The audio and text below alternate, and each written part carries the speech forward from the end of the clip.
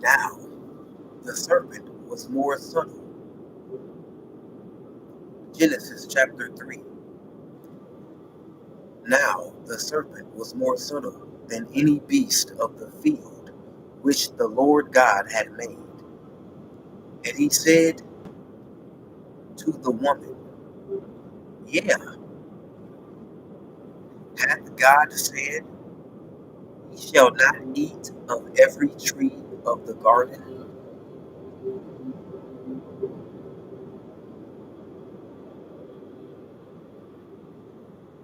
And the woman said unto the serpent, we may eat of the fruit of the trees of the garden, but of the fruit of the tree which is in the midst of the garden, God hath said, shall not eat of it, neither shall ye touch it, lest ye die.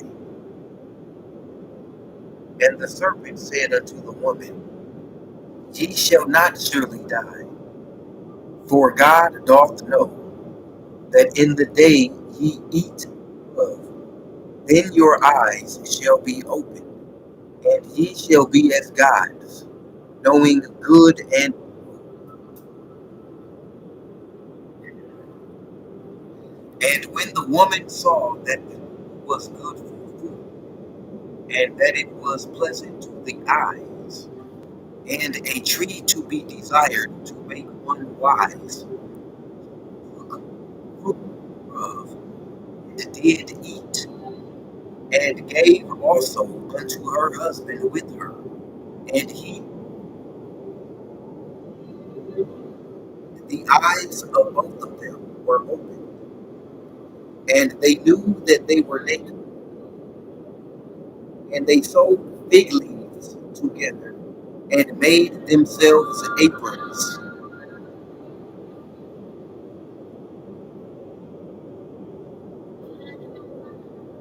And they heard the voice of the Lord God walking in the garden the cool of the day. And Adam and his wife hid themselves in the presence of the Lord God amongst the trees. And the Lord God called unto Adam and said unto him, where art thou? He said, I heard thy voice in the garden. I was afraid because I was naked, and I hid myself. And he said, who told thee that thou wast naked? Hast thou eaten of the tree whereof I commanded thee that thou shouldest not eat? And said, the woman whom thou gavest to be with me, she gave of the tree, and I did eat. And the Lord God said unto the woman, what is this that thou hast done? And the woman said, the serpent failed me, and I did eat. And the Lord God said unto the serpent, because thou hast done this, thou art cursed above all cattle, and above every beast of the field.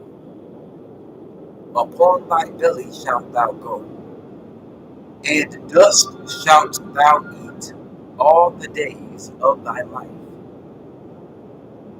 And I will put enmity between thee and the woman, and between thy seed and her seed.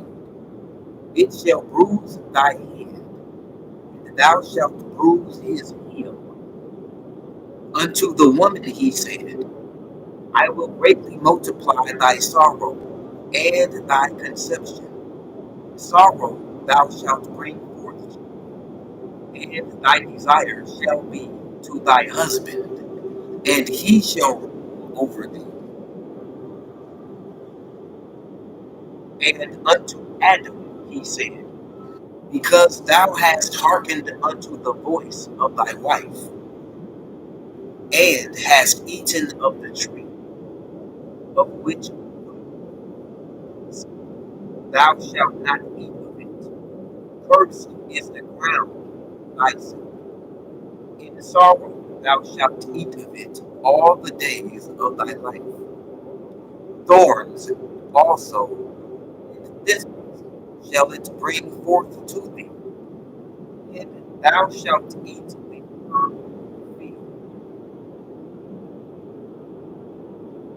In the sweat of thy face shalt thou eat bread, till thou return unto the ground, for out of it wast taken. For dust thou art, and unto dust thou shalt, and unto dust shalt thou return. And unto Adam called his wife Eve, because she was the mother of all living. Unto Adam also and to his wife did the Lord God make coats of skins, and clothed them. And the Lord God said, Behold, the man become as one of us, to know good and evil. And now, lest he put forth his hand, and take also of the tree of life, and live for it.